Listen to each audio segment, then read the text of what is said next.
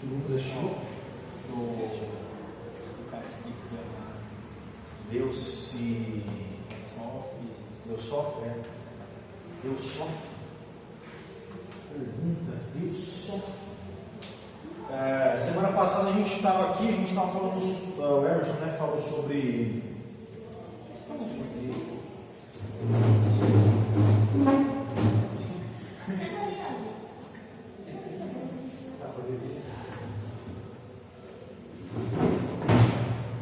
Deus sofre, Deus sente dor, Deus se alegra, Deus se ira, Deus chora, Deus é mais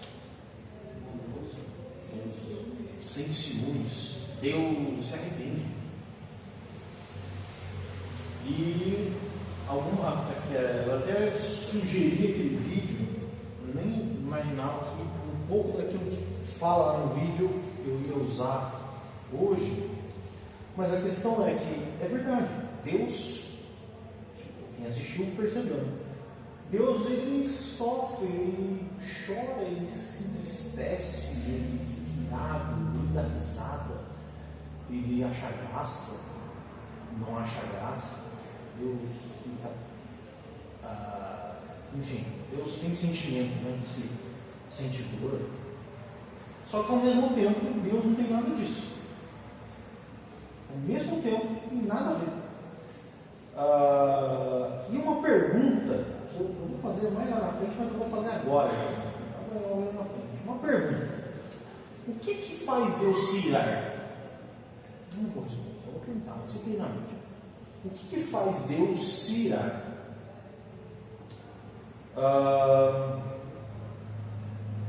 Bom, imagino que vocês devem saber a resposta do que faz Deus se irar. Mas lá na frente você vai ver que a ira de Deus, que é um atributo de Deus, que é o que a gente vai falar hoje, a ira de Deus não é Deus se irou, ou Deus agiu com amor, ou Deus abençoou alguém. Quando na verdade Deus não se ira, Deus não ele não age com bondade, ele não age com amor, ele é amor. E é interessante você pensar nisso, porque assim, existem atributos de Deus, coisas em Deus, que nós imitamos. Então, por exemplo, ser de santos porque eu sou santo. O que eu tenho que fazer? Ser santo porque Deus é santo. Ou seja, eu estou imitando a Deus. Não quer dizer que eu sou santo, que eu sou a supremacia da santidade, mas que eu imito a santidade de Deus. Claro, em certo nível, eu sou santo, sou justo, sou amoroso, sou bondoso, mas o amor, a bondade, a justiça, a santidade, não sou eu, é Deus. Então, nós seres humanos somos meros imitadores de Deus ou não de Deus. Não está em nós, em si, o fato, por exemplo, Júlia é amor? Não, Júlia não é amor. Júlia ama, mas ela não é fonte de amor. Ela pode ser inspiração em algum momento, e ela agir de alguma forma, que vai inspirar um filme, talvez, ela vai ser tão justa que vai, o Sérgio Moro da vida vai fazer um livro da Lava Jato, tão justo que ele acha que ele é. Eu acho que de fato ele foi. Mas Sérgio Moro não é justiça. Percebeu a diferencinha? Então a gente vai falar sobre atributos de Deus, especificamente hoje. Sobre atributos incomunicáveis. Tá? Eu vou explicar o que são essas coisas. A gente vai ter bastante coisa para ler hoje. Então, vocês sabem que quando eu vim dar aula, tem bastante leitura. Fiquem espertos. Leitura tanto aqui, né, dos slides, quanto da Bíblia. Há um tempo atrás, a gente teve na primeira aula uma definição do Google. Alguém se lembra aqui? Você lembra, né? A definição? Você lembra de duas coisas que o Google fala, por exemplo? O que o Google fala que é Deus? Duas coisas. Alguém lembro. Um ser que é Deus precisa ter para ser Deus, de fato. Infinito. O que mais? Imortal. Não fala especificamente sobre isso, mas é também. Diz o Google aqui, ó, infinito. O primeiro atributo que o Google dá para um Deus é um ser infinito. Depois, um ser eterno, que é diferente de infinito. Um ser sobrenatural. Ele existe por si só. Ele é a causa necessária de todas as coisas, ou seja, nada vem à existência se não for por ele. E ele é o fim último de tudo que existe. Que seria mais ou menos para mim a causa necessária, mas o que quer dizer? O fim último de tudo que existe quer dizer que a Júlia é filha do mosquito com a Laís, Thaís, que é filha do outro cara, que é filha do outro cara, que é filho de não sei de quem, que é filho de Abraão, que é filho de Noé, que é filho de Adão, que Adão é filho de Deus, e Deus é Deus, né? Então ele é o fim último de todas as coisas. Chega em Deus, não tem nada mais para trás. Beleza, o Google mostra para a gente o que é Deus, ou seja, quais as características algo ou alguém precisa ter para ser um Deus. Mas o Google não tem pretensão de falar para a gente quem é Deus. Ele não fala assim, ó, Deus é Buda, não. Deus é Jeová, não. Deus é o Exu Caveira, não. Deus é o Exódia. Nesse Yu-Gi-Oh? Pelo amor de Deus, né? O Goku, o Jack Chan é Deus. Ele só define o que é Deus. O que alguém ou algo precisa ter para ser Deus. Mas ele não fala quem é Deus, né? Diferente do Google, que não tem essa pretensão de definir quem é Deus, embora ele sugere muito bem, a gente vai agora usar a Bíblia para definir os atributos do nosso Deus, o Deus da Bíblia.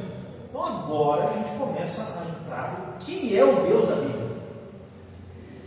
E a gente vai ver os atributos, as características que esse Deus da Bíblia tem. Tá? Nessa aula a gente vai ver que Deus revelou suficientemente na Bíblia, como a gente já viu na aula sobre a revelação, iluminando os atributos que o definem. A Bíblia vai trazer isso para a gente. Embora a gente, criatura finita, nunca vamos compreender Deus em totalidade, a infinita majestade de Deus, né? A gente ainda pode conhecer ele verdadeiramente através da palavra de Deus. Os atributos de Deus, eles são definidos ou divididos em duas categorias. O que a gente vai ver hoje? Atributo comunicável e na próxima aula, incomunicável. Então essa é a primeira parte. Hoje a gente vai falar sobre atributo comunicável. Tá? Aliás, incomunicável, desculpa. Incomunicável. O que quer dizer? Características exclusivas de Deus, que não é compartilhado com o homem. Tá? Então, só essa diferença. Incomunicável, que não tem comunicação, é o que a gente vai falar hoje, e comunicável é o que comunica com o homem. Então, só esse detalhezinho para vocês terem em mente. Comunicáveis e incomunicáveis. Então, hoje a gente vai falar sobre atributos incomunicáveis de Deus. Aí, lá na primeira aula, eu me lembro até que eu expliquei para vocês a questão da teologia, a respeito de estudo de teologia. E a gente parte sempre do ponto de partida que é Deus. A gente começa a estudar a teologia a partir de Deus. E por quê? Se a gente tem um entendimento errado de Deus, a gente vai ter um entendimento errado de praticamente todas as coisas da nossa vida. Se você entender Deus errado, Jesus você vai entender errado. Você vai entender errado a igreja, você vai entender errado a salvação, você vai entender errado os filhos, você vai entender errado como é ser pai, você vai entender errado o seu trabalho. Se você entende Deus errado, provavelmente todas as outras esferas da sua vida serão entendidas da forma errada também. Tá? Tem um cara chamado Steven Lawson, que é muito bom, por sinal, que ele diz assim, ó: se entendermos incorretamente quem é Deus, estaremos errados em qualquer outra questão que existe. Isso vai afetar como conduzimos nosso trabalho, nossa família, nossos filhos. Este é o fator mais determinante e decisivo em nossas vidas. E fator? Entender quem é Deus. tendo isso em mente, a gente precisa conhecer Deus da forma mais correta possível. E para a gente fazer isso, a gente usa a Bíblia. Beleza? Beleza. Vamos falar o que é atributos. Definir isso. Tá? O que são atributos? Vamos voltar para mim? O que é um atributo? Não é para isso. Alguém pode explicar para mim o que é um atributo? Uma característica. Coisas que definem. Dá um atributo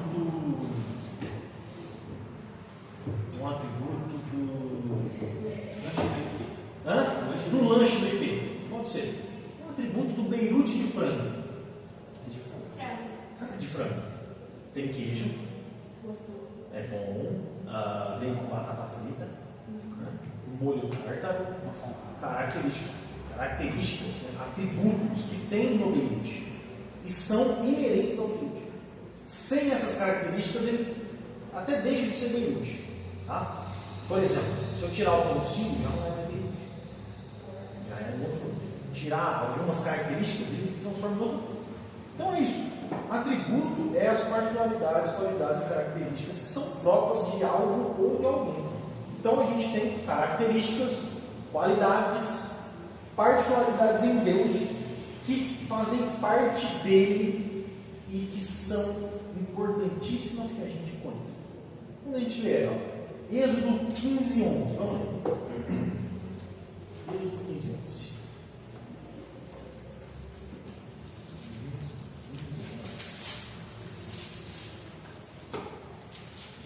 Gênesis, Êxodo 15.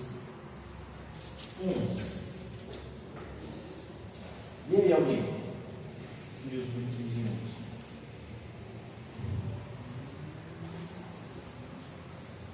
Quem é como tu, ó Senhor, entre os deuses? Quem é como tu, glorioso em santidade, temoroso em loucuras, fazendo maravilhas? Quando você lê esse texto, Êxodo 15, 11, o que você consegue perceber de características ou atributos de Deus nesse texto?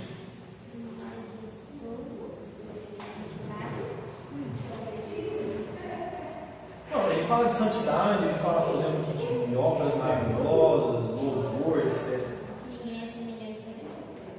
Ninguém é igual a Deus. O que Moisés está falando aqui, ele acabou de atravessar o mar, Deus fechou o mar sobre os egípcios, e do outro lado do mar ele compôs esse salmo, esse texto, esse cântico. E o cântico dele é o seguinte: não tem ninguém igual a Deus. Ele é único, ele é incomparável. Ninguém é como ele, ninguém faz as obras que ele faz, ninguém é santo como ele é, ou seja, ele é exclusivo, é único, um atributo de Deus. Exclusividade.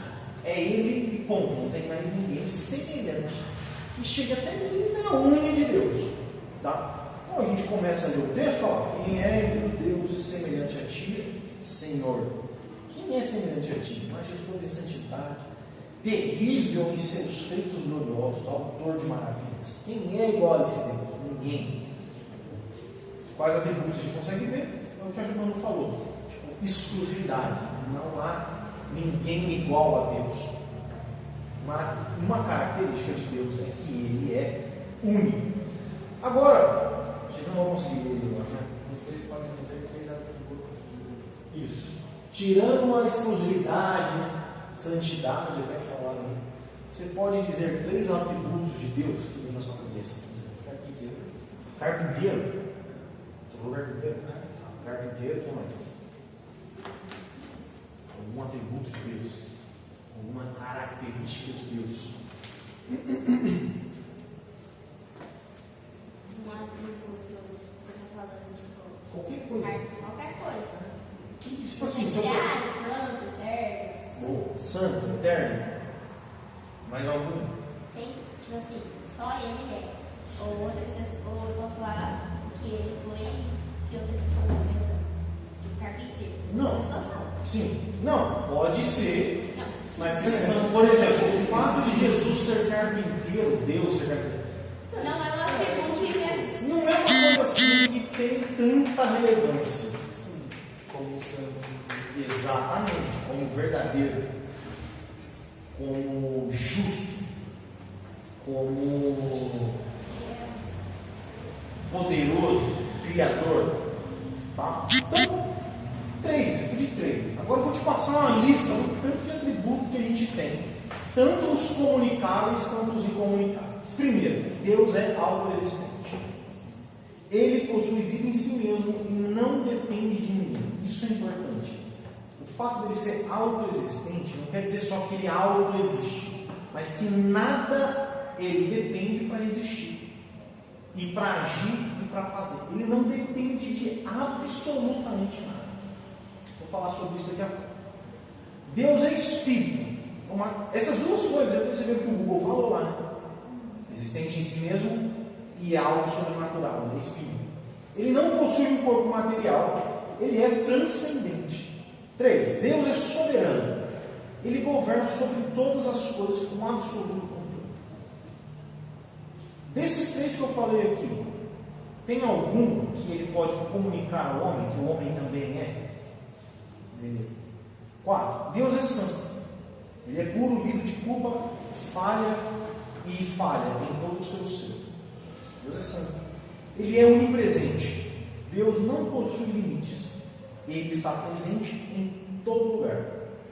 6. Deus é onisciente. Ele sabe de todas as coisas. Todas as coisas. Deus é onipotente. Ele é todo poderoso. Todo o poder está na mão de Deus. 8. Ele é imutável. Ele nunca muda. Imutável. Ele nunca muda. E a minha pergunta é: se você pecar agora, você vai deixar Deus triste? 9. Deus, ele é verdadeiro. Ele fala com precisão e autoridade. Ele emana a verdade. O que vem de Deus é verdade. Por exemplo, Martinho Lutero fala o seguinte: toda a verdade, toda a verdade. E quando ele fala isso, ele está se desconectando da Bíblia. Toda a verdade é verdade de Deus. O que quer dizer com isso? 1 mais 1 é quanto? 2. 2 é a verdade de que 1 mais 1 é 2? É verdade? Isso é Deus. Entendeu? Toda a verdade é verdade de Deus. Ele é verdadeiro. 10. Deus é sábio. Ele realiza sua perfeita vontade pelos meios e fins mais elevados.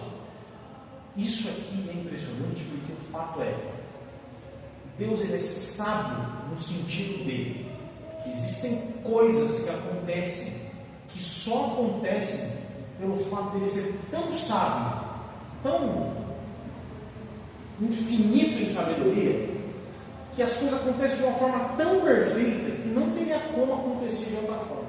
Você fala assim: cara, é incrível como nada tem ponta solta. Isso é a sabedoria de Deus.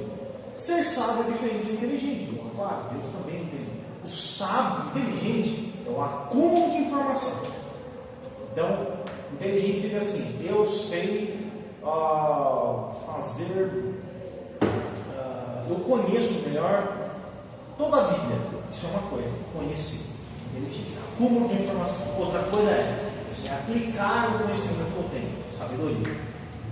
Basicamente é isso. Inteligência é a questão do acúmulo de informação. Sabedoria é como você age com a informação que você tem. Ou seja, tem gente muito burra, no sentido de pouca inteligência, que é sábio, que sabe agir da forma correta. Agora, Deus, ele é inteligente e sabe ao mesmo tempo.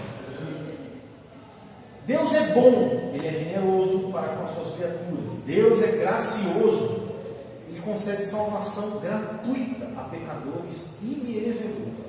Então, a graça de Deus é isso. É de graça. O que é graça? Você vai na padaria, está lá, pão de graça. É você ir na padaria, pegar o pão, levar e não precisar pagar. Não tem mérito nenhum. E não somente isso no caso de Deus, não é que ele só vende, ou melhor, que ele dá pão de graça. Porque quando eu falo da padaria, você tem que sair da sua casa, ir na padaria, pegar o pão e voltar. Não, ele leva o pão na sua casa e te faz comer. E dá na sua boca, exatamente isso. Ele passa manteiga, ele faz tudo. E isso sem com que você mereça nada. Na verdade, você nem merecia esse favor. Ele é gracioso. Deus é amoroso, ele demonstra amor incondicional pelos seus filhos. Deus é presciente, ele conheceu e amou o seu povo desde a eternidade. Olha só, quando eu falo presciência, o que vem na sua cabeça? Presciência. Esse cara ele é presciente. Vou dar um exemplo. O mosquito. Hã? É por aí. O mosquito, não seu pai. O mosquito mesmo. Você não tem a impressão de que ele tem a persistência? Que antes de você matar ele, já está ligado que você vai matar ele? E moço. Exatamente. Quando eu falo presciência, a impressão que eu tenho é isso. Que o mosquito, antes dele saber que ele vai tomar um tapão, ele já voou. Você está aqui, ó. Aí ele fala, mano, eu vou morrer, vou vazar. Você nem bateu nele, você nem fez assim, ó. Já saiu fora. Eu chamo isso de persistência. Mas, quando eu falo presciência, a impressão que eu tenho é isso. Só que no caso aqui, não é isso. Presciência, embora seja também, é que isso seria, por exemplo, Deus é onisciente. Quando eu falo que Deus é onisciente, ele conhece o antes, o agora e o depois, em sua absoluta compreensão. Ele sabe de todas as coisas.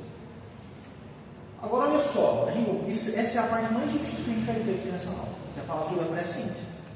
Ele conheceu e amou o seu povo desde a eternidade.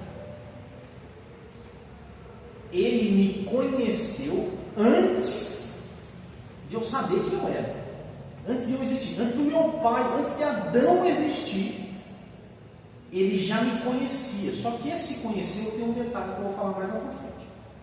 Então, desde a eternidade, presciência não é só tipo assim, neste momento agora eu sei que o Lucas vai jogar a Bíblia no chão. Não é isso. É desde a eternidade. Eu conheço o Lucas. Não é que eu sei que ele vai fazer isso. Eu tenho um relacionamento de conhecimento com o Lucas. Faz parte dele. Não é fazer parte. É, por exemplo, quando você fala que sabe, por exemplo, eu sei que você tem um cabelo grande. Bom, eu sei que é um dado, uma estatística que o seu cabelo é grande. Outra coisa é, eu conheço a menina. Eu sei quem ela é. Eu tenho conhecimento de antemão, mas são de situações que só um marido e mulher tem. Então não é uma questão de somente saber o que vai acontecer. Mas antes de acontecer, eu já sabia que isso ia acontecer porque eu conheço. Vou dar um exemplo.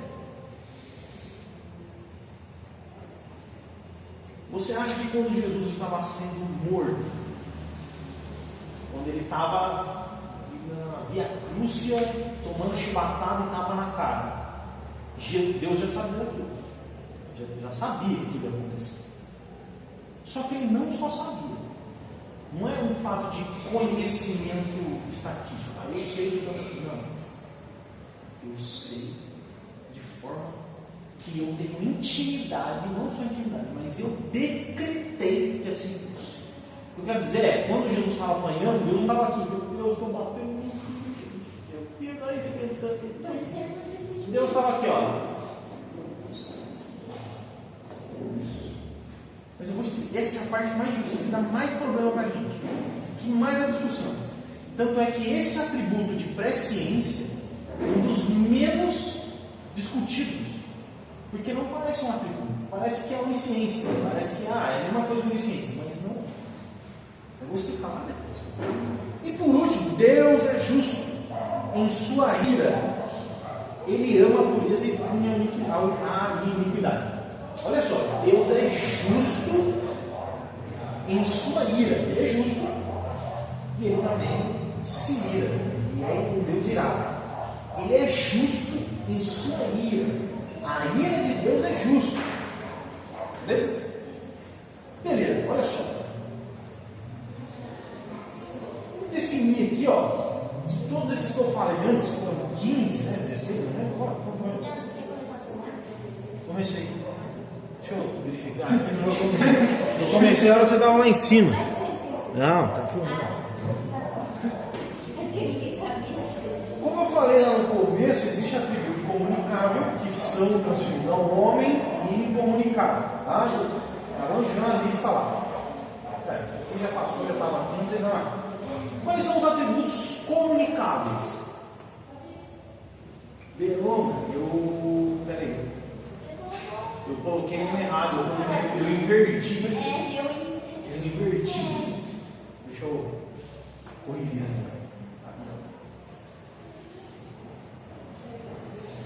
Atributos É só botar o nome de cima.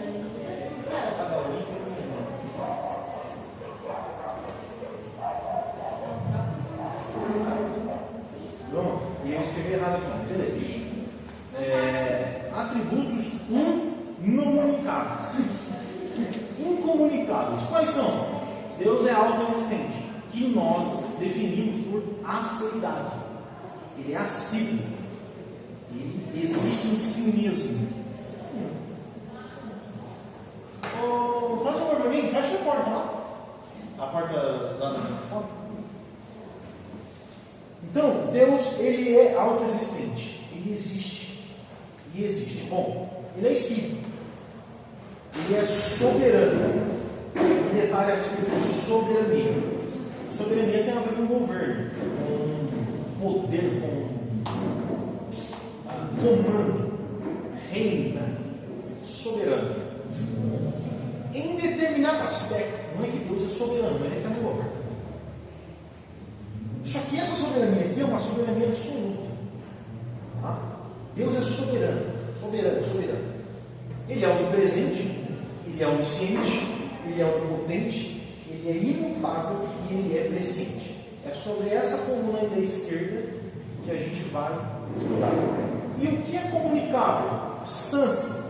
Os homens também são santos. Verdadeiro, sábio, bondoso, gracioso, amoroso, irado. E eu poderia colocar aqui também, esqueci de um. Deus é justo.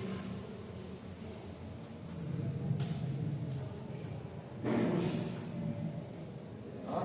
Então, estes são atributos comunicáveis que Deus também atribui. Quando Deus criou o homem, ele falou assim: ó, passamos o homem, nossa imagem e semelhança. Essa semelhança que o homem tem também é a respeito dos atributos de Deus. Então, o homem também ele é, em um certo nível, santo, verdadeiro, sábio, bondoso, gracioso, amoroso, irado e justo. Beleza? Agora, a diferença de um e do outro, que é bem simples. Qual a diferença entre os dois? A resposta é simples. Comunicável, como já disse, são características do incomunicável que só Deus tem, como presença, eternidade e mutabilidade, e os comunicáveis são o que o homem também tem. Beleza? Mas a gente tem que perceber uma coisa: embora o homem possa expressar amor e justiça, bondade, etc., a expressão maior desses atributos estão em Deus. Então o homem é amoroso? É, mas ele não é a expressão absoluta do amor. O homem ele pode ser justo? Pode, mas ele não é a expressão absoluta da justiça. Então, embora esses atributos sejam comunicáveis, não quer dizer que o homem é a expressão exata e perfeita do que é amor, justiça, bondade, santidade, veracidade, etc. Então, Deus permanece sendo sempre a expressão absoluta. E olha só que interessante. Isso é importante. A gente não pode achar que Deus é que nem um homem, que se divide em partes. Deus é integral. E aqui depois eu vou fazer a perguntinha que eu fiz lá no começo. O que eu quero dizer é que, diferente de Deus, o homem ele pode expressar amor sem que ao mesmo tempo esteja expressando justiça. O homem ele pode amar e sem ser justo. Ele pode ser justo e não estar irado. Ele pode estar irado sem amar. Entendeu? Ou ele pode fazer as duas coisas.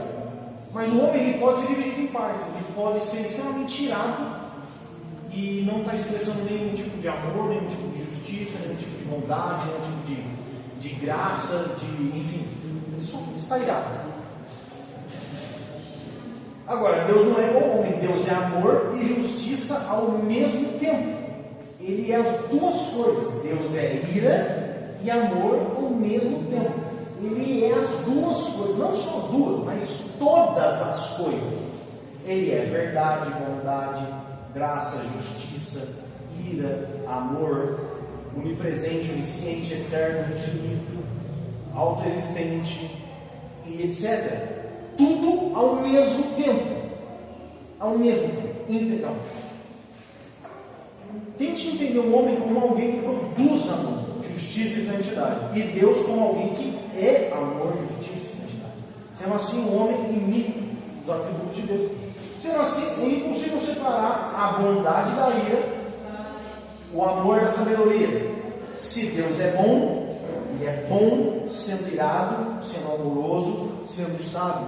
Ao contrário, cada atributo descreve os outros atributos. Por exemplo, então, a santidade de Deus é imutável, é onipresente, é eterno. Deus, quando Ele é santo, Ele é eternamente santo.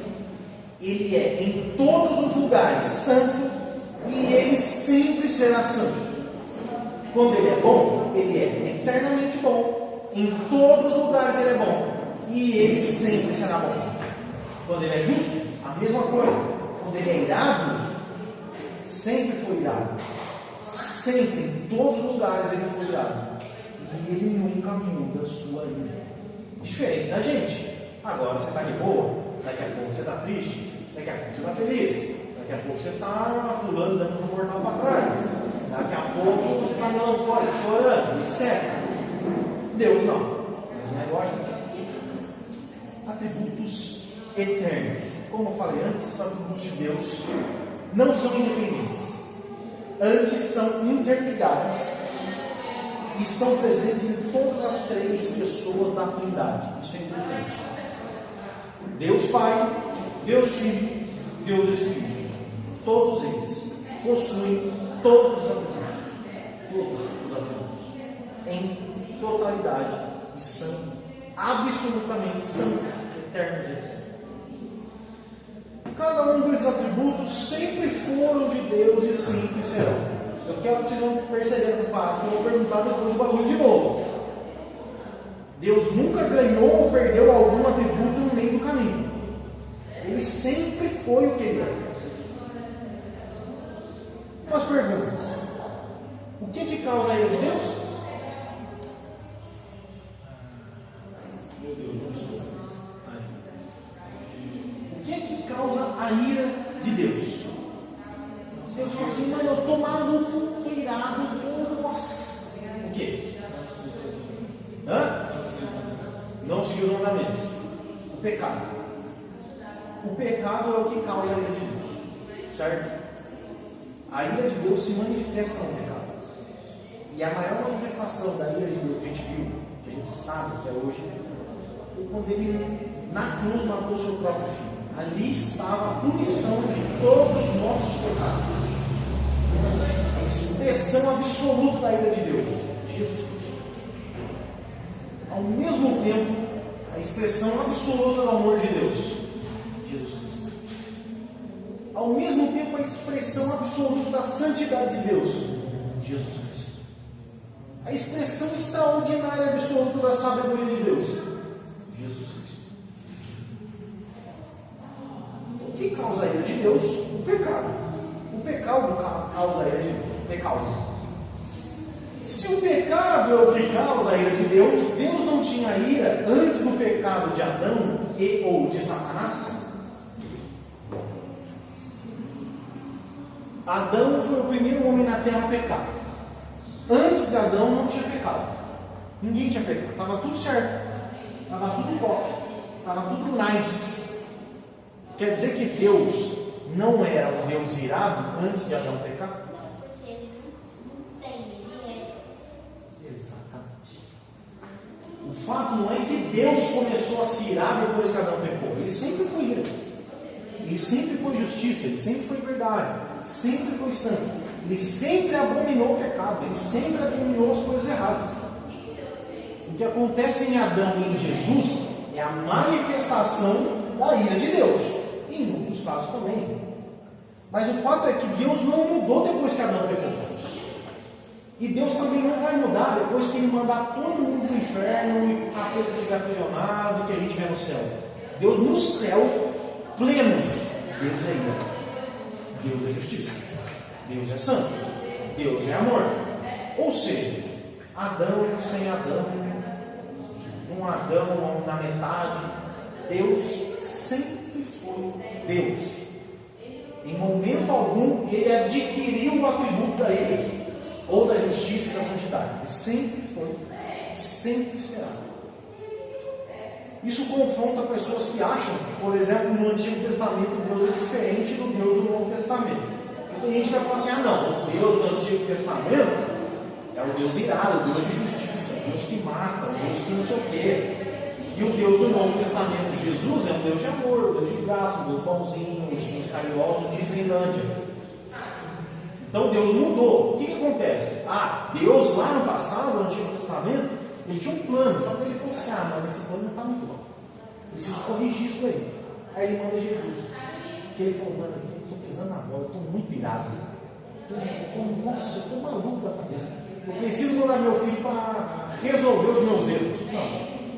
O Deus do Antigo Testamento é igualzinho, não mudou nada. O Deus do Novo Testamento. E quando a gente percebe que Deus é imutável, a gente confronta isso. De pessoas que falam: não, o Antigo Testamento é o Antigo Testamento. A velha aliança é a velha aliança. Agora a gente está na nova aliança. Então quer dizer que Deus mudou? Quer dizer então porque Jesus morreu para a gente, Deus não é irado mais? Não é isso. Deus sempre foi Deus, sempre será. Isso quer dizer que quando Deus manda matar, Ele está exercendo justiça, amor, bondade, santidade, eternidade, sabedoria, etc. Vamos ler aí, Josué. Nossa, esse texto é tão bonito.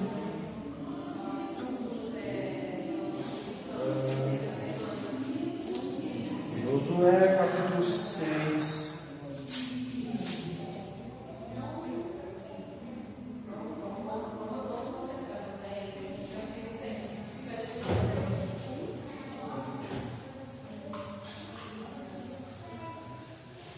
Vamos lá. Josué 6, do 1 até o 21. Eu vou ler aqui, Olha, vocês conhecem a história de Jericó, né? Deu 7 voltinhas, gritou e etc. É isso aqui, gente.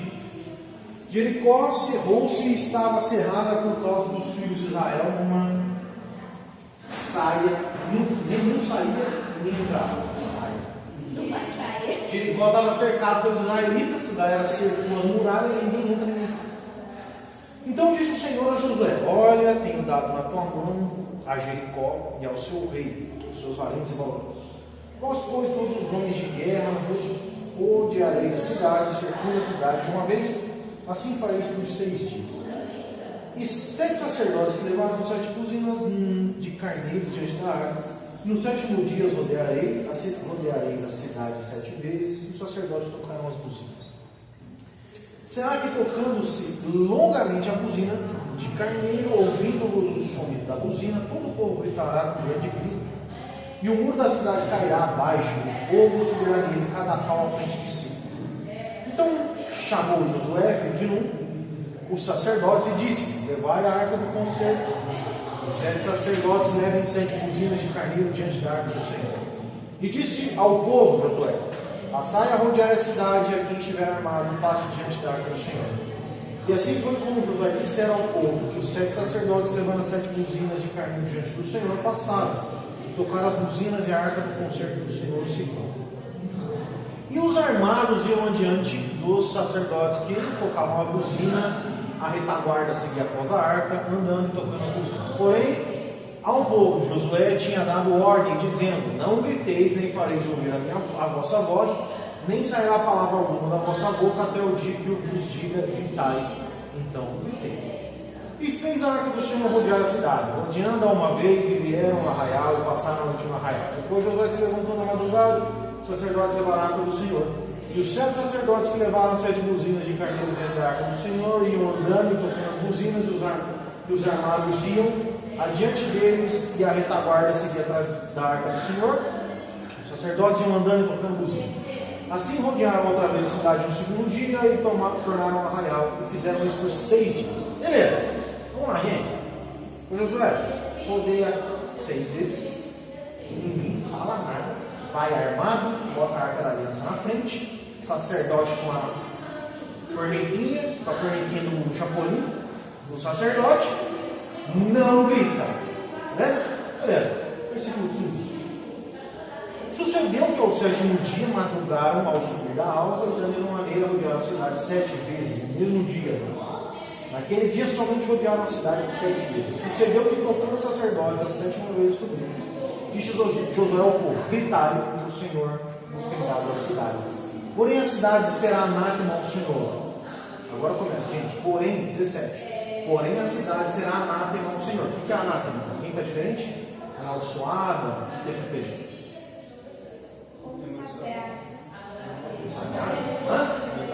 Amaldiçoado. Anátema é amaldiçoado, maldito.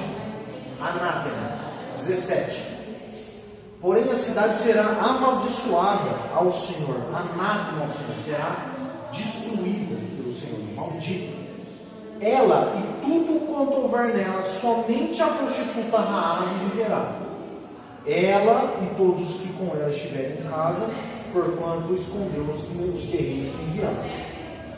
Não somente guardai-vos do anátema, para que não vos metais em anátema tomando ela, e assim façais maldito o arraial de Israel e os turbeis. Porém, toda a prata e ouro, e vasos de metal e de ferro são consagrados ao Senhor, e não ao tesouro do Senhor. Aí vem, 20. Gritou o povo, tocando o sacerdote a buzina, e sucedeu que, ouvindo o povo o som da buzina, gritou o povo com um grande grito, e o muro caiu abaixo. E o povo subiu à cidade, cada um à frente de si, e tomaram a cidade. Agora o 21.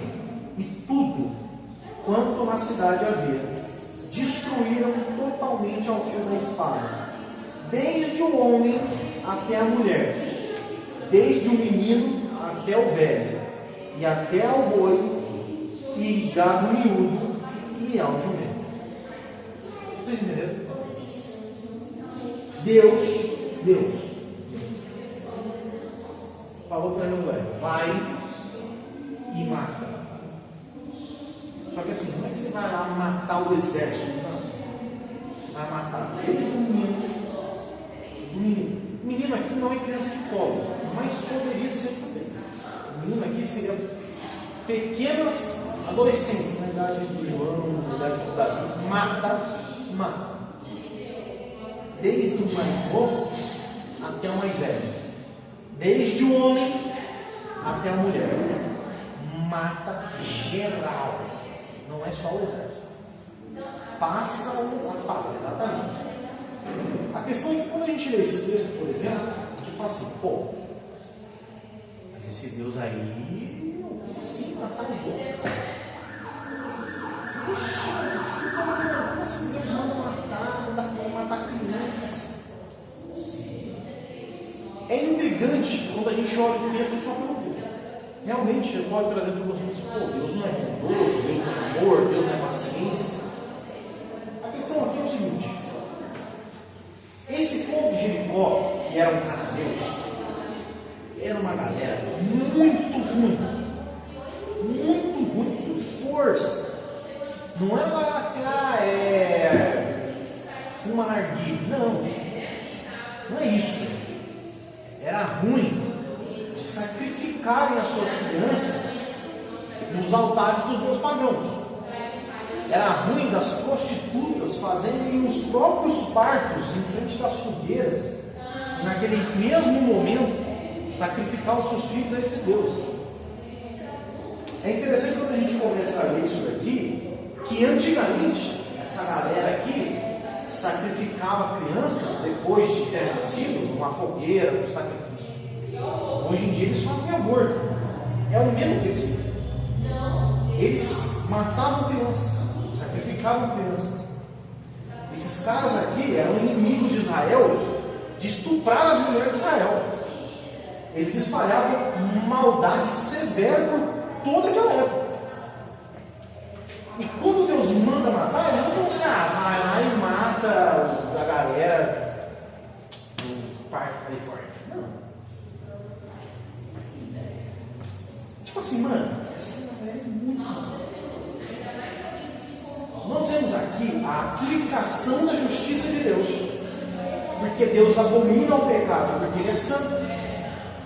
Porque Deus, ao mesmo tempo, cumpre as suas promessas. Porque Ele falou para Israel: eu vou tirar da frente de vocês todo mundo que se opõe a vocês. Você é meu povo e vocês vão ser luz. A intenção de Deus com Israel é fazer assim, ó: você não é israelita, eu sou. É você olhar para mim e falar assim: cara, olha o Deus do João. Ele dá riqueza para o povo dele. Ele dá paz para o povo dele. Eles vão para a guerra e eles ganham as guerras. As mulheres têm filhos. Eles são prósperos. O rei é um rei justo. O povo prospera. O povo é feliz. Deus dá colheita. Deus dá tudo. Eu quero ser rei também. Quando Deus faz isso daqui, nada mais é do que a aplicação da sua ira, da sua justiça, do amor pela santidade, do amor pela bondade, do amor pelas vidas que estavam sendo sacrificadas nos rituais de calor. A gente olha o texto, meu texto, pô, Deus é sacanagem. Embora, por muito menos, a gente mereça morrer. Não precisa matar as pessoas na fogueira para a gente precisar morrer. Por muito menos, a gente já tem que morrer. E aí você vê que Deus é muito bom de não ter matado essa galera antes. Ele é paciente. Ele é longânimo. Então, quando a gente começa a estudar esses atributos da eternidade que Deus é, a gente olha um texto desse e não só olha: Deus mandou matar, meu Deus, como Deus é ruim. Não, Deus é muito bom. E sabe por que até é interessante? Algumas pessoas falam que por que Deus mandou matar desde a criança até o mais velho? Porque provavelmente essas crianças, sei lá, de 7, 8, 10 anos, elas já tinham aprendido a ser ruim. É como se Deus estivesse matando no mínimo a maldade. Eu falei assim: mano, eu não quero que sobre vestígio desse povo maldito. Mata. Então vocês começam a perceber isso, atributos de Deus, começa a mostrar para a gente que um texto como esse, um texto como Deus amou e livrou o povo. Quando Ele livra o seu povo, Ele está sendo justo, Ele está sendo amoroso, Ele está sendo irado. Sendo tudo ao mesmo tempo. A diferença que a gente tem é que alguns textos a gente encontra mais ira, que fica mais evidente. Está mais evidente a gente vê a ira de Deus, vê a justiça de Deus, do que vê o amor de Deus. A gente só vê, mas está tudo ali, em toda a Bíblia. Tudo, a gente encontra tudo. Agora, se você quer ver algo muito pior do que matar pessoas que deveriam ser mortas de fato, pessoas que por muito menos já tinham que ter morrido, ou até essas pessoas muito ruins, então, pô, você quer ver algo muito pior do que isso? É Deus matando alguém que é inocente. E quando a gente fala em Jesus não tinha que morrer. Jesus não merecia morrer. Jesus era inocente. E mesmo assim, por amor a nós, Deus descarregou a sua ira em Jesus. Então, a gente olha para a cruz e fala: olha que sacrifício de amor. E a gente olha para isso aqui e fala assim: nossa, como Deus é bom. Só que aqui, Deus é muito bom. E lá na cruz, Deus é muito ruim. As duas coisas estão em todos os lugares. Ele é Deus, imutável, inabalável, soberano, gracioso, poderoso. Tá? Então a gente precisa definir os atributos agora. Um por um. Os atributos incomunicáveis. Tá? Vamos lá. Autoexistência, aceidade. Que horas são?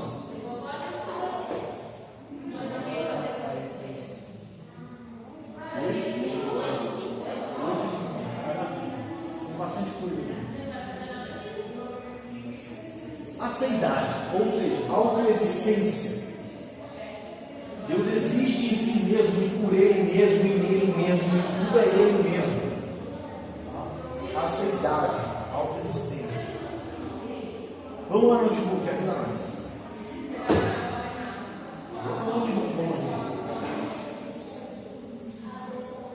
Vamos? Ele fazendo isso na pregação. Dentre muitos atributos de Deus, um dos mais difíceis para a gente compreender como humano é a seidade de Deus, a autoexistência. Porque diferente da gente, Deus não tem começo nem fim. Ele não depende de nada e nem de ninguém. É absolutamente o contrário do homem. Nós temos começo, nós temos fim, e nós dependemos de um monte de coisa, como por exemplo, por um tempo a gente depende dos nossos pais, e a gente pode depender de médico, de remédio, de comida, do ar, a gente depende das coisas. Deus não depende de nada, nada, absolutamente nada. Deus depende. Agora a gente lê, ó, Salmo 90, 1 ao 4. Salmo 90, 1 até o 4. Olha só. Senhor, Tu tens sido o nosso refúgio de geração em geração. Antes que os montes nascessem, ou que Tu formasse a terra e o mundo, sim, de eternidade a eternidade, Tu és Deus. Tu reis o homem à destruição e dizes: vou ver, filho dos homens. Porque 1000 anos são aos teus olhos como o dia de ontem que passou, como a vigília da noite. Isso é Deus. Ele não depende do tempo, não depende do homem, não depende de nada. Antes da criação, antes de tudo, como ele fala aqui no verso 2, antes que os montes nascessem, ou que se formasse a terra, de eternidade até a eternidade, Tu és Deus. Bom, Romanos 11.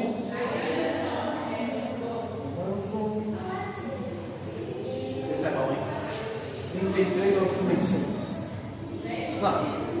Ó profundidade das riquezas. Isso aqui, gente, é um livro de adoração de Paulo. Mas é um hino de adoração contemplando a sabedoria de Deus. Contemplando. Deus é muito bravo. É isso que Paulo está fazendo. Ó profundidade das riquezas, tanto da sabedoria como da ciência de Deus. Quão insondáveis são os seus juízos e quão inescrutáveis os seus caminhos. Porque quem compreendeu o entendimento do Senhor, ou quem foi seu conselheiro?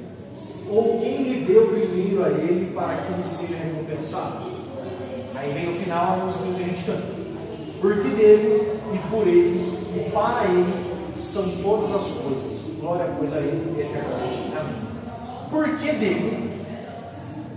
Por que dele? É o seguinte: por que você está vivo aqui? Ele. Por que dele? Por ele. Por que você está vivo? Você vive para quem? Por ele. E para quem você vive? Para ele. É tudo ele. Antes da eternidade, porque dele, por ele e para ele são todas as coisas. E nada muda. A autoexistência de Deus é algo intrigante. Como é possível alguém não ter sido criado? Como é possível alguém existir em si mesmo? Como é possível alguém não depender de absolutamente nada de ninguém para agir e existir? Como? Como isso é possível? Deus. Essa autoexistência e independência de Deus não se aplica, não só implica em existir em si mesmo e não depender de nada, mas além disso, de que Deus é assim desde a eternidade. Ou seja, Deus é autoexistente desde sempre e assim será para sempre, diferente dos homens. Uma outra coisa que implica é que Deus é independente. Agora pensa comigo. Tem algumas perguntas. Deus, antes de criar o mundo, não estava solitário, não era menos Deus do que é. Deus tinha comunhão com a Trindade, ele já era glorioso, absoluto em poder. O que é então que incentivou Deus a criar o mundo? Quais foram os motivos que levou o Senhor a criar o universo e o homem? O que motivou, incentivou, inspirou e convenceu Deus de criar o mundo? Qual era a necessidade que Deus tinha? E a resposta é isso: nada e nem ninguém. Nada. o que incentivou, o que convenceu Deus a criar o mundo? Nada e nem ninguém. Nada e nem ninguém. Nada faltava para Deus quando ele estava lá, sem o mundo e sem o homem. Ele não tinha nenhum constrangimento, nenhuma obrigação de criar a gente. Portanto, o ato divino de criação evidencia o amor, a majestade e o poder de Deus. Fato é, gente, olha só, cara. Deus não precisava de mim. Não precisava da Isa que chegou até agora. Não precisava de ninguém, não precisava de ninguém. Deus não precisava de Adão, não precisava inspirar a Bíblia para se revelar para a gente, mandar Jesus. Não precisava de nada. Ele era Deus, sempre foi, sempre será. Ele não era solitário, ele não era crente, ele era nada. Ele era Deus. Nem dos anjos ele precisava. Beleza. Um belo dia, Deus cobriu a terra com pão. E alguém imagina um anjo perguntando: por que você vai fazer isso? Porque sim. Aí o anjo fala: eu decidi. Não é resposta. Esta é a minha vontade. Eu quero fazer.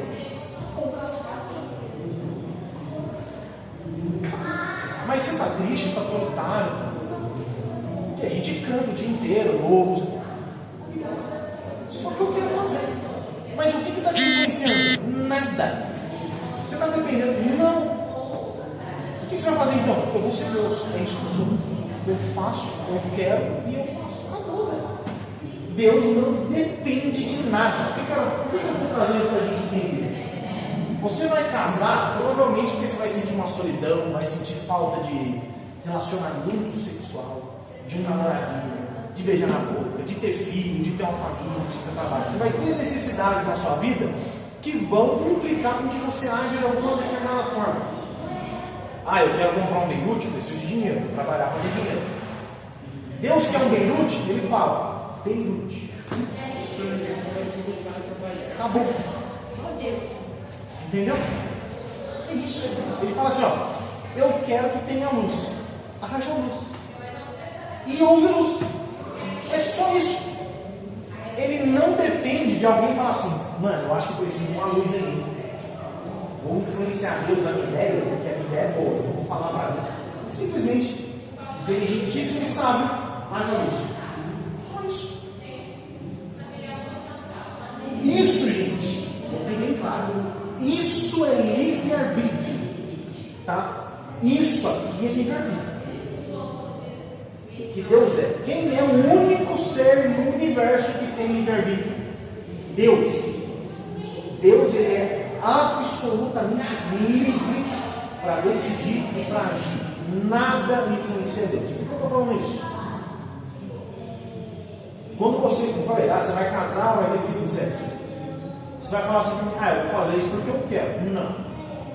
Vamos lá. João, por que você vem com esse tênis hoje? Você escolheu ele? Mas por que você escolheu ele? Porque você escolheu? Não é só porque você escolheu, João. E ainda que fosse porque você escolheu, você está cativo à sua escolha de escolher ele. Você não é livre de não escolher ele. Talvez seja um livro que você tem, talvez o outro que você tenha estado zoado, ou o que você buscar. É o que está na minha frente, eu vou botar. Ou é só quem ele fez. Ou eu é. A questão é: você não é livre nem para escolher sua roupa, porque a sua roupa, ela está cativa à sua vontade. Quando você chega lá e fala assim: eu vou pedir um Beirute de frango. Por que você pegou de frango? Porque é o dinheiro que eu tenho para pagar. Então você não está livre da sua pobreza. Nada. Eu escolhi casar com a Carol. Por quê? Porque eu decidi. Não, alguma coisa te impulsionou, te incentivou, te cativou a se casar com a Carol. Ainda que sejam os motivos mais ridículos ou mais top do mundo, existem motivos, situações que te cativam. Deus, por que você decidiu amar o Jonathan? Porque eu quis. Mas o que te fez querer? Nada. Isso é livre-arbítrio. Isso é livre-arbítrio. Quando eu pergunto para você tem livre-arbítrio? Ou seja, você agiu livremente, ninguém colocou uma arma na sua cabeça para que você colocasse seu tênis hoje e viesse para cá. Livremente você fez isso. Agora, isso não foi uma escolha livre. E detalhe, vamos aprofundar para a gente passar mais para frente, não vai dar tempo. O homem, ele tem duas formas de se submeter. Ele pode se submeter a Deus, ser o seu Senhor pode ser Deus, ou o seu Senhor pode ser o diabo e o pecado. O homem que está cativo ao pecado, ele pode escolher Deus? Não. Por que ele não pode escolher Deus? Porque não é livre. O pecado impede que ele escolha Deus. Jonathan, então por que você escolheu Deus? Se você estava cativo ao pecado, e daí você foi lá e escolheu Deus que você quis? Quem me fez escolher a Deus não fui eu que estava aprisionado. Foi Deus que quebrou as cadeias da prisão e me libertou para escolher. A escolha não é minha, gente. Ele fala assim, ó, não foste vós que escolheste a mim. Eu que escolhi. Não fui eu que decidi crer em Cristo. Ele me fez crer. Eu não sou livre agora para não crer mais em Jesus, porque Ele me cativou aqui. E quando eu estava no pecado, eu não era livre para escolher Deus. Eu nunca tive livre-arbítrio. Se eu tivesse livre-arbítrio, sendo cativo pelo pecado, se eu fosse livre, cativo pelo pecado, o que eu ia escolher? O homem, ele sempre escolhe o pecado. Ele escolhe o pecado. Você fala assim, quer escolher Deus? Não, é o pecado. Quer escolher Deus? Por quê? Porque ele se cativa. E as suas vontades são pecaminosas. Suas volições são pecaminosas. Só escolhe a Deus quem é liberto do pecado e agora está cativo a outro Deus, que é o Deus Senhor Jesus, Deus maravilhoso. Então, gente, tinha essa ideia. Lembra que eu preguei aqui, Jonas? Jonas falou assim, Jonas, vai lá pregar em Nínive. Eu não quero pregar em Nínive. Aí Deus falou assim para ele,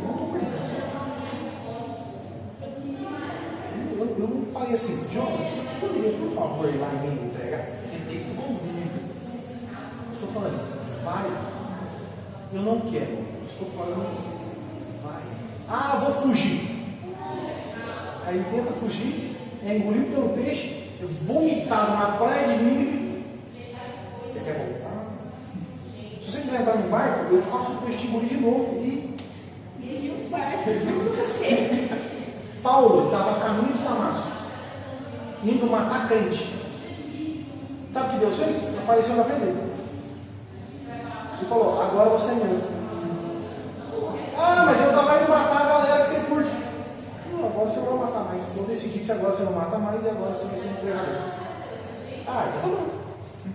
Minha pergunta, Deus chega aqui e fala assim, ó, eu quero salvar o Joaquim. Tem alguma coisa que impede Deus de salvar o Joaquim? Ele é livre para fazer isso. Bom, e uma coisa que Augusto Nicodemos fala, se você realmente é livre, se você tem livre-arbítrio, por que ainda você não escolheu parar de pecar? Então você peca porque você faz graça. Porque se você fosse livre mesmo, você fosse não quer pecar. O pecado não me domina, então eu vou pecar mais. Escolhi o pecado. Não existe. Deus não tinha obrigação, constrangimento ou necessidade alguma de criar algo. Sua escolha de fazer isso foi um ato inteiramente soberano de sua parte, causado por nada fora dele mesmo, determinado por nada senão seu próprio bom prazer. Ele quis, ele fez, acabou. Passa a regra. Deus é Espírito. Eu vou. Alguns sim, outros não. Eu vou tentar resumir aqui alguns que são mais importantes, os outros vou dar mais um. Volta frio. Vamos aqui. Deus é Espírito. Quando a gente lê, por exemplo, João 4, 23 ao 24, e isso eu vou pregar um dia. Eu até botei aqui que eu vou pregar sobre isso um dia. Jesus vai lá e fala assim, A hora vem, e já chegou, em que verdadeiros adoradores adorarão ao Pai em espírito e em verdade. Lucas, do 24 ali, até o 35 a 43, fala quando Jesus, ressurreto, vai lá encontrar os discípulos num quarto, numa casa, e a galera olha Jesus ressurreto, fica espantado.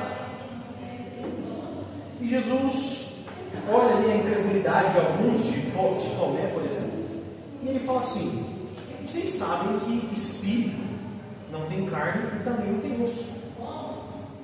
Se eu fosse um fantasma, vocês não conseguiriam nem me tocar, porque espírito não tem carne e não tem osso, é invisível. A questão aqui é o seguinte: Deus, ele é invisível, imaterial, sobrenatural. O fato dele ser espírito faz com que ele não esteja sujeito ao tempo e espaço. Deus não envelhece, Deus não cria rugas, Deus não fica doente, Deus não pega Covid. O fato de Deus ser espírito não o limita, pelo contrário, o fato de Deus ser espírito possibilita, uma questão meio lógica e filosófica, com que Deus esteja em todos os lugares ao mesmo tempo, com que Ele possa operar em vários lugares ao mesmo tempo. Então, o fato de Deus ser espírito, diferente da gente que estamos limitados pelo tempo e pelo espaço, Deus não é limitado nas nossas realidades. Próximo, Deus é soberano. Vamos. Quando a gente fala então que Deus é soberano, é afirmar, não é só afirmar, né, que. Peraí. Dizer que Deus é soberano não é afirmar que Ele é meramente mais forte do que todos. Legal. Ainda que isso seja verdade, chamado de soberano é atribuir a Ele um governo e uma autoridade que transcende o espaço e o tempo. O fato de Deus ser soberano não implica a gente falar só que Ele é mais governador que o Bolsonaro ou que o Biden. Não, não é isso. Embora isso seja verdade. A questão é que Deus é soberano, Ele governa todas as coisas, tudo que existe, tudo. Olha o que o Kaiser fala: não há um único centímetro quadrado em todo o domínio da existência humana sobre a qual Cristo, soberano sobre tudo, não possa reivindicar: é meu. Não tem um único peixe, uma única mosca, uma única minhoca, não tem um único ser, metro, centímetro, milímetro quadrado nessa terra e no universo em que Deus não possa falar: é meu. Ele é dono, ele governa sobre as coisas.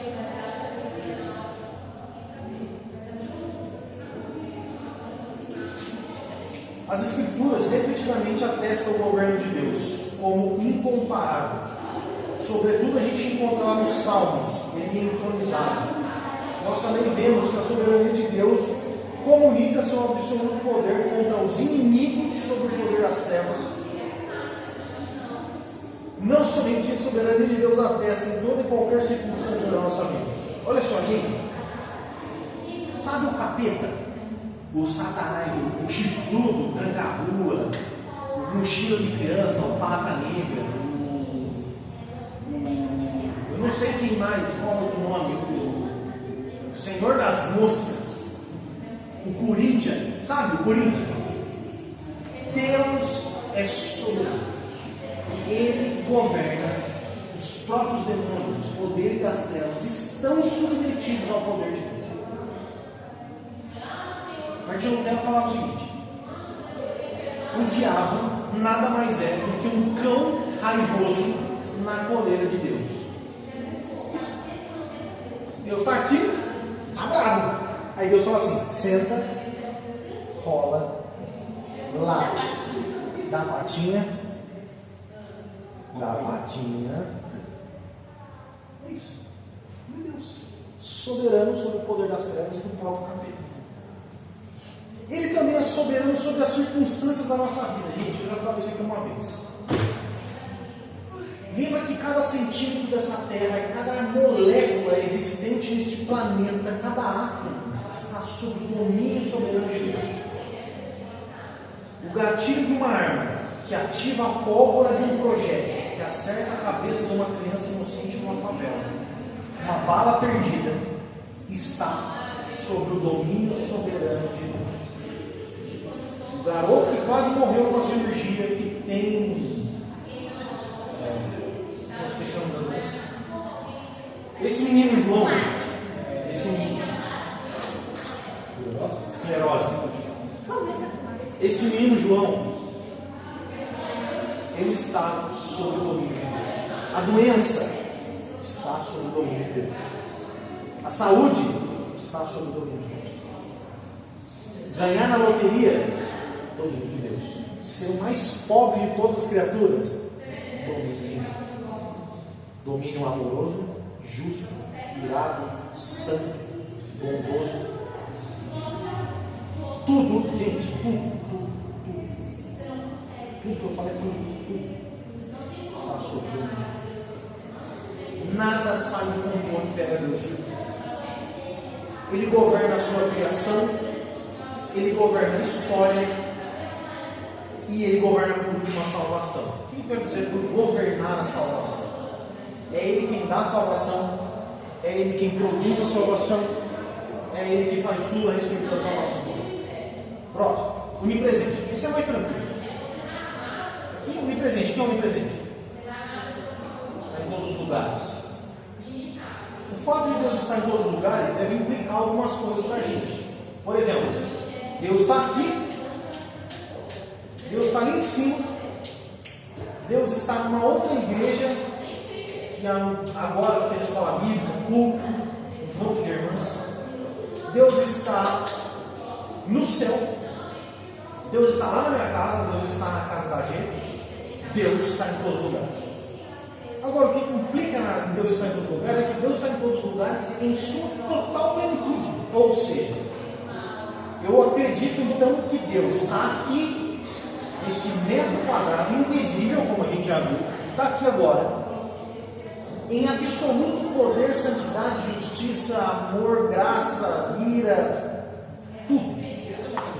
E alguns metros aqui para cima, ele está ali também, em absoluta justiça, graça, amor, bondade, soberania. E lá na minha casa, mesma coisa. Ele não é sei lá, você está ligado? Tem uns heróis aí que se dividem e quando ele se divide ele perde. Não é tão bom em todas as divisões que ele faz. Ou às vezes nem é. Pode ser um doutor estranho ilusionista que só cria imagens para iludir. Não. Deus é absoluto em todos os lugares. Deus está lá no céu. Deus está no céu.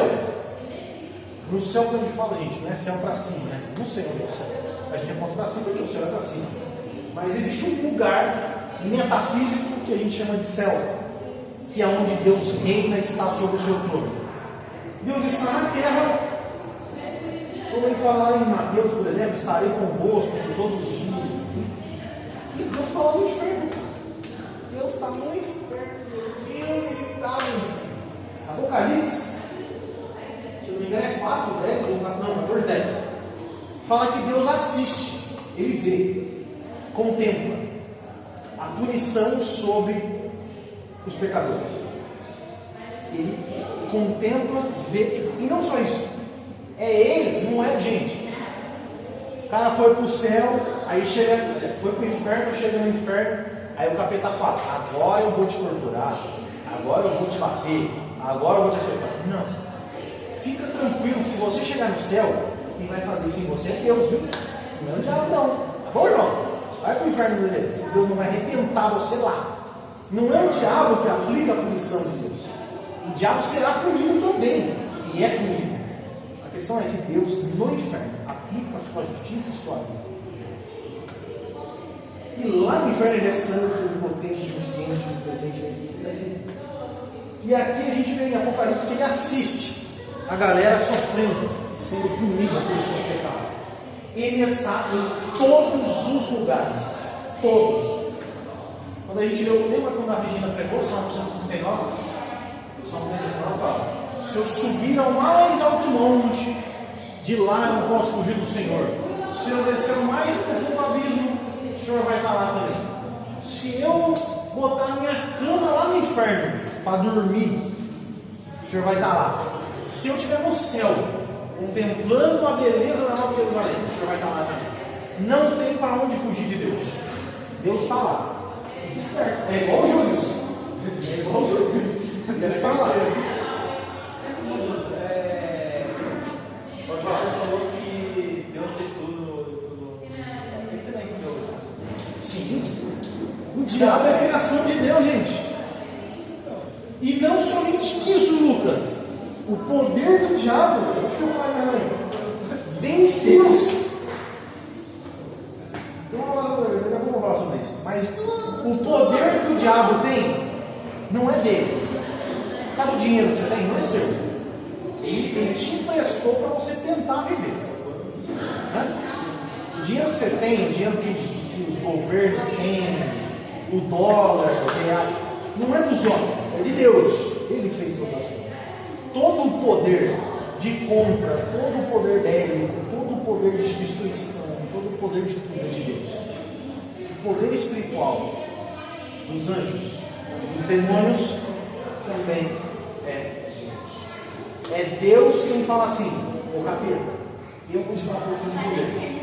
Porque se eu não desse, nem isso seria ter filho. Entendeu? Tudo pelo fim dele. Intrigante isso. Isso é verdade. Onisciente, isso aqui é importante. Mas eu vou passar, porque lá na frente eu vou falar um pouquinho sobre isso aqui. Mas olha só, ele é onisciente porque ele conhece perfeitamente a si mesmo. Por exemplo, você pode falar assim: eu me conheço. Se alguém me dá um murro na cara, eu não vou revidar. Pode ser que sim. Quem sabe? Agora, Deus, ele tem um perfeito conhecimento de si mesmo. Ele sabe quem ele é. Ele tem o conhecimento perfeito. Ou seja, Deus conhece perfeitamente todas as coisas. Ele tem um conhecimento eterno. O homem conhece através de experiência, leitura, testemunho. Deus conhece todas as coisas desde a fundação do mundo. E o seu conhecimento permanece intacto e perfeito. Conhecimento eterno. Deus, ele lê um livro, ele não esquece o que está escrito no livro.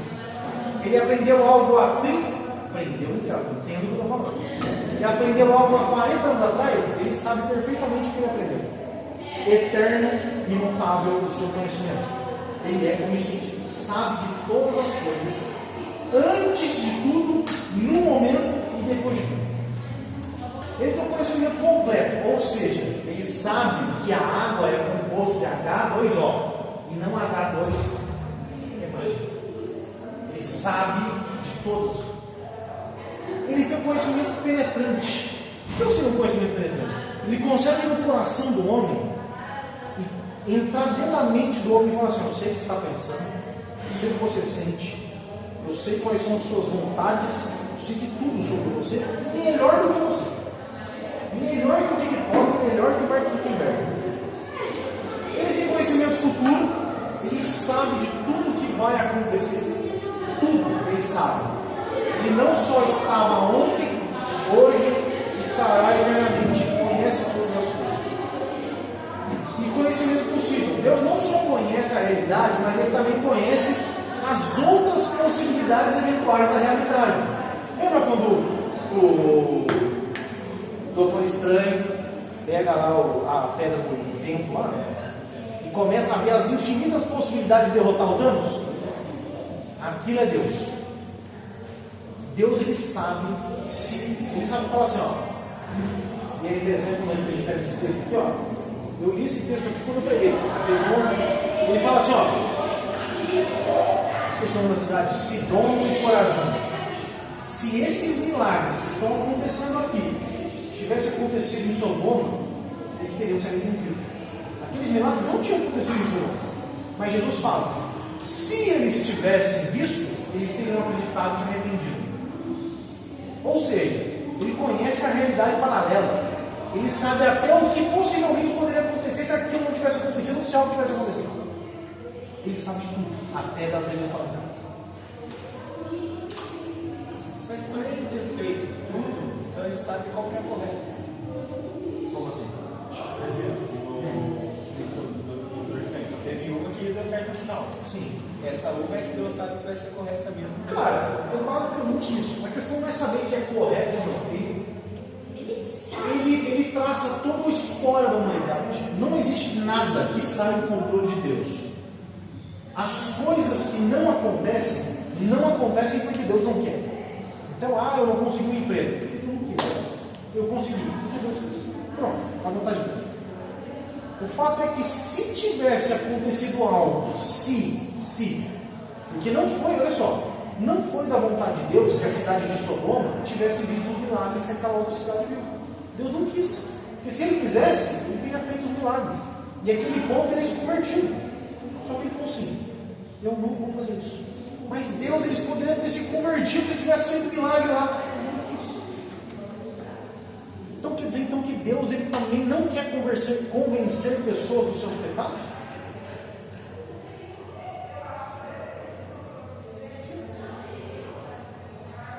Deus é justo?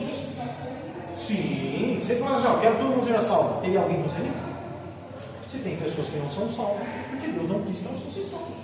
E ele poderia muito bem falar assim, quero salvar. Olha só, profecia. Lá atrás, antes de Jesus, antes de tudo, da morte, da história de Jesus, tinha uma profecia que falava assim, vai surgir um cara que vai trair o Messias por moedas de prata. Era uma profecia específica de Jonas. Deus falou através do profeta e que ele ia comprar, não sei o que, os detalhes da profecia, mas enfim, tinha uma profecia que era uma profecia que apontava para o traidor. É possível o traidor não trair? Se Deus falou que ia trair. Agora eu pergunto, cadê o livre-arbítrio de Judas? Se ele estava cativo à profecia do próprio Deus. Deus é muito Deus, cara. Eu não consigo entender. Não consigo. Mas ele é Deus. Onipotente. É legal essa frase aqui, Esse cara fala. Pouco nós podemos, Deus pode fazer o que lhe apraz. Nós, em nossos limites, devemos usar de meios para alcançar nossos fins. Para Deus, os meios são desnecessários. Ele deseja que cumpra. Ele diz: haja luz e houve luz. Por sua vontade, os céus e a terra foram criados. Por vontade de Cristo, os ventos cessaram e houve um grande calmaria. Pela vontade, ele curou os doentes, abriu os olhos dos cegos e ressuscitou os mortos. A simples ideia da onipotência de Deus, de que, sem esforço e por sua vontade, ele pode fazer o que lhe apraz, é a ideia de poder mais elevada possível. E essa ideia é apresentada na Bíblia. Quem? Deus tem poder infinito. Infinito. O poder infinito de Deus, tipo assim, nossa Deus, mas é muito difícil construir esse prédio. Você está falando comigo, né? Você está falando comigo. Você não está falando com um engenheiro. Você está falando com um engenheiro dos engenheiros. Esse livro de Jeremias fala assim: tem alguma coisa difícil para eu fazer? Não tem. Ele tem poder absoluto para fazer o que ele quer, quando ele quer, a hora que ele quer, do jeito que ele quer. Então o poder dele é infinito, a ponto de nada é difícil para Deus. A gente vai falar: putz, é muito difícil daquele moleque sobreviver na cirurgia. Aí Deus fala assim: vocês estão desaganados? Vocês estão duvidando de mim? Para vocês pode até ser. Para mim não existe nada difícil. Nada. O poder de Deus é irresistível. O que a gente sempre repete no final do culto? Agindo Deus, quem impedirá? Eu posso mudar isso. Agindo Deus, quem resistirá? Deus chega e fala assim: vou matar o João. Quem é o João para falar que não? Vou trazer a vida do João, vou matar e vou ressuscitar, vou matar e vou ressuscitar, vou deixar ele morto por 7 dias, vou ressuscitar e vou matar de novo. Alguém pode falar assim: não. Aí Deus tem que falar assim: o que é o poder irresistível? Eu tenho um poder para salvar as pessoas. Aí eu falo assim: eu quero salvar. alguém pode resistir à minha vontade, ao meu poder de salvar? Não, Deus sou. Gente, Deus, quando a gente começa a olhar assim, parece que Deus ele é meio egoísta. Parece ser um ser autoritário. E de fato ele é autoritário. Porém a sua autoridade é santa. Não é uma autoridade do Hugo Chávez. Não é o Nicolás Maduro. Ele é Deus. Nada para ele é difícil. Nada, seu poder é irresistível. Ele não pode falar assim, haja luz. Aí alguém fala assim, não nada, mano. Vai, filho, vai. Inesgotável, o poder de Deus não acaba. Um poder consistente. O poder de Deus opera em perfeita conformidade com todos os seus outros atributos. O que isso quer dizer? Que não pode Deus agir de uma maneira inconsistente com a sua santidade, seu amor, sua imutabilidade ou outras qualidades. Deus pode todas as coisas? Deus pode pecar então? Não, ele é santo. Ele age em grande poder, consistente, né? com a conformidade com todos os outros atributos, imutável. A gente já falou um pouco sobre isso. Deus sempre foi ira, Deus sempre foi amor, Deus sempre foi, sempre será. Quem quiser, eu empresto um livro desse cara aqui, A.W. Pink, que chama Deus é Soberano. É um livro. Não importa quão estável seja ou quão constante meus amigos provem ser, Deus não muda. Se Ele fosse como nós, se Ele desejasse algo hoje e amanhã outra coisa, se Ele fosse controlado por capricho, quem nele confiaria? Mas louvado seja o seu glorioso nome, pois Ele é o mesmo para sempre, seu propósito é fixo, sua vontade é estável, sua palavra é certa. Deus não muda. Deus tem seu caráter imutável. A personalidade de Deus é eterna e inalterável. Em Hebreus 13:8 fala: Deus é o mesmo ontem, hoje e será eternamente. Saber que Deus é imutável deve nos trazer a certeza de que nele não há variação de humor. E aqui que fica aquela partezinha que eu comentei com vocês. Eu pequei e fiz algo muito ruim. Nossa, Deus está louco comigo. De fato está, mas não está. Primeiro, se ele é onisciente, ele já sabia que você ia pecar. Quando você nasceu, ele já sabia que você ia pecar. Não foi pego de surpresa. Então, quando você vai orar, você fala para Deus: meu Deus, eu queria tanto um anjo de boca, eu queria tanto uma bebedada. Deus já sabia que você queria. Mas vai falando aí, mesmo que eu saiba, vai falando. Entenda a oração, gente, como um meio de graça, não um meio de favores. A oração é um instrumento que você tem, não para mudar o destino das coisas. Exemplo, eu já falei isso com alguém, acho que foi a Sofia. Deus falou assim: vou matar a Sofia amanhã. Falou para você, mamãe. Aí você ficou sabendo. Aí você vem e olha e fala assim: Deus, não mata a Sofia amanhã. Por acaso Deus não vai matar a Sofia amanhã só porque você orou? Jesus estava predestinado à cruz. Aí ele sobe no monte e fala assim: Deus, aparta de mim essa cruz. Só que ele, sendo Deus, ele sabia que aquilo não ia acontecer. O plano de Deus era que Jesus morresse. Eu quero dizer que a sua oração não é um instrumento de barganha, de mudar as coisas. É um instrumento de graça. Deus te deu a oportunidade de se aproximar a Ele, de se aproximar dele, desse ser extraordinário através da oração. É Deus falando assim para você: cara, você não está entendendo. Você está tendo a oportunidade de falar comigo.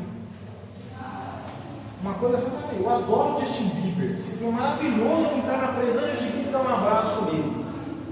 Eu, por exemplo, certamente chorarei no dia que eu dar um abraço com o Rogério Ceni. Aí Deus vira para mim e fala assim: Rogério Ceni não é nada. Nossa, é muito maravilhoso conhecer o Rogério Ceni, ganhar uma camiseta dele. Você vai até chorar? Vou. Só que eu sou tudo. E eu estou te dando essa oportunidade de graça. E você não precisa ir lá em São Paulo para ver o Ceni. Não precisa ser aqui no Ceni. Você vai lá em São Paulo. Falar comigo. Então perceba a oração como um de graça. Ele tem a palavra imutável, ou seja, sua palavra, velho, é ontem, hoje e eternamente. Planos imutáveis. Deus não muda de plano. Deus não fala assim, vou salvar o homem desse jeito.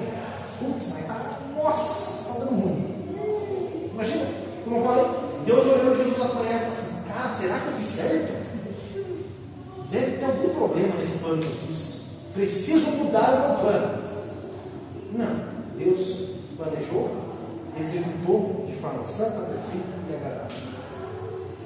E a salvação é imutável. O que eu quero dizer com salvação imutável? Deus vem e fala assim, eu vou te salvar.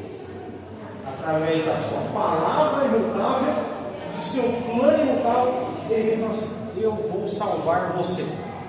Se a salvação é imutável, pode Deus salvar alguém e esse alguém não ser salvo em algum momento? Ou esse alguém fala assim, não sou salvo mais. Ah, Deus falou que ia me salvar, ele até me salvou por um tempo, mas agora eu já não estou salvo mais. Nunca, exatamente. Quando isso acontece, pensando já no final da oração aí.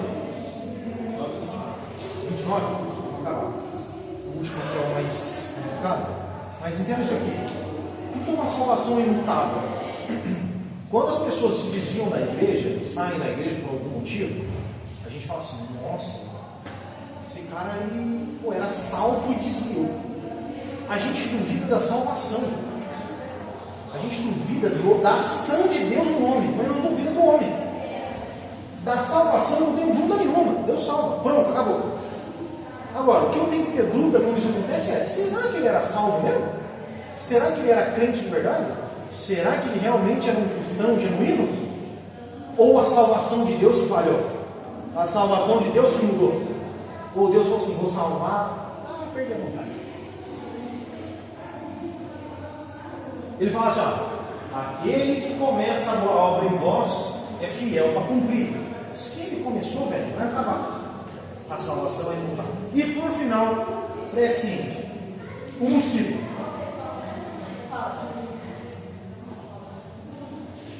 Imagina qual que é a diferença que nós temos aqui. Onisciência é eu sei todas as coisas. Bom, presciência é basicamente o seguinte. Imagina um diretor de um filme. E ele vai produzir um filme, tá? É diferente o diretor do telespectador, que diz respeito a alguns que interpretam isso aqui da forma errada. Deus foi no cinema, assistiu o filme do Lucas. Aí ele assistiu o filme do Lucas e falou assim, nossa, em determinado momento do filme, o Lucas creu em Jesus. Vou salvar o Lucas. Ou seja, ele assistiu primeiro o seu filme, viu que você ia responder com fé, só que ele não interviu no filme. Ele foi um telespectador. Ele simplesmente botou o filme para rodar e viu que em determinado momento você ia acreditar nele. Ele falou, vou salvar o Lucas. Diferente dele ser o diretor e produtor do filme. E ele fala assim, eu vou produzir o filme do Lucas e no minuto tal, na hora tal, na situação tal, ele vai crer em mim. Porque eu quero que ele creia em mim. Eu vou fazer ele acreditar em mim porque isso eu decidi antes do filme estrear. Antes de começar a produzir o filme, eu já decidi, eu sou o roteirista, eu sou o produtor, eu sou tudo. Então, não é que eu vou ver o Lucas crer em mim. Eu estou fazendo com que o filme aconteça e o Lucas creia em mim. A presciência, ele tem um problema de semântica da palavra. A presciência parece conhecer de antemão. Só que seria melhor a gente perceber isso aqui de pré-conhecimento, só que não é um conhecimento de só conhecer. Eu conheço a Isa, não. Esse conhecimento, quando a gente pega por exemplo, o livro de Gênesis, lá, Adão e Eva, tem um texto que fala assim, então Adão conheceu Eva. E se conheceu Eva, você está conhecendo uma Eva? Não. Esse conheceu é relacionamento sexual, intimidade. Intimidade profunda com uma outra pessoa. Romanos 8,29 fala assim, aqueles que antes conheceu também predestinou, santificou, justificou, etc. O que ele quer dizer com esse texto? Quem eu conhecia tive um relacionamento íntimo antes da eternidade. Eu conheço, tenha uma relação, uma aproximação com essa pessoa. Não é só de conhecer de nome, eu sei quem é o Bolsonaro, mas eu nunca troquei ideia. Não, relacionamento. Um outro texto, Mateus fala assim: naquele dia dirão para mim, Senhor, Senhor, eu tenho um nome, expulsamos demônios, a gente curou, profetizamos em teu nome. Aí Deus vira para o cara e fala assim: aparta de mim, porque eu nunca vos conheci. Como assim Deus nunca conheceu aquela pessoa? Claro, quem conheceu? Ele não está falando de conhecer, de saber seu nome, ele está falando que eu nunca tive um relacionamento com você. O que é então pré-conhecimento?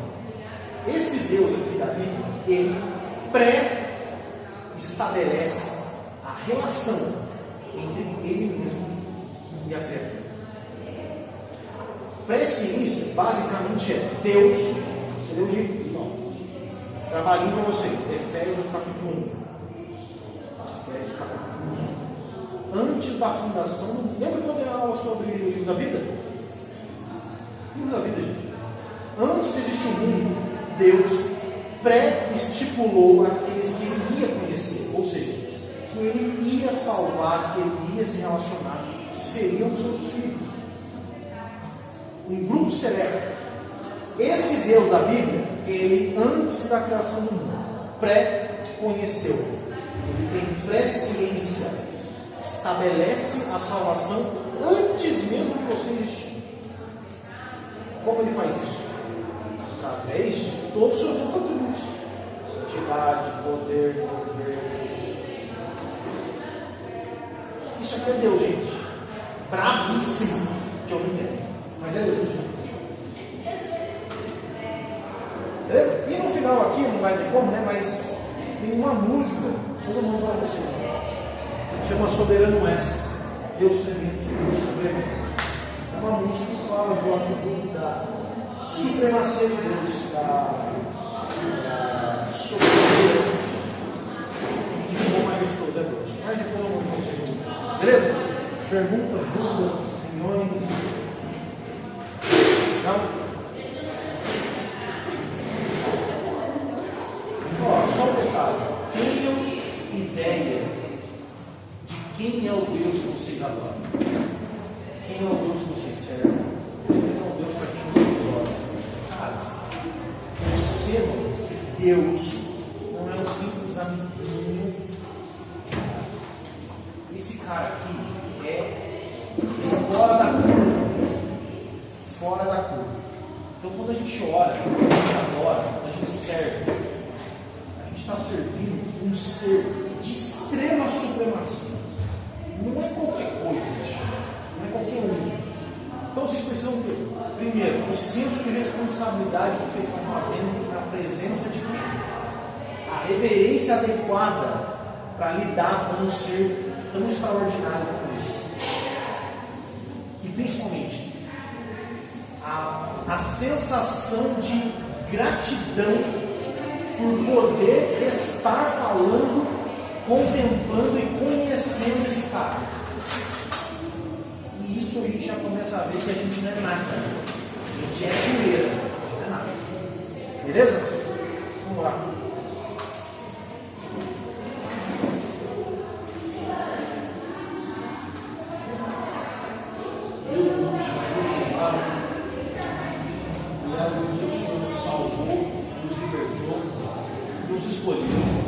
Nos amou, nos santificou, nos justificou, mostrou a sua vida na cruz para nós. Pai, nós lhe agradecemos, porque, embora o Senhor seja um ser tão extraordinário e distante da nossa compreensão, mesmo assim, o Senhor está conosco, o Senhor nos abençoa, o Senhor está perto de nós, nos usa, nos protege, nos purifica. Grato nós somos por quem o Senhor é e por ter escolhido, por sua própria vontade, se relacionar com a gente. Muito obrigado, Deus. É a nossa oração em Jesus. Amém. Valeu.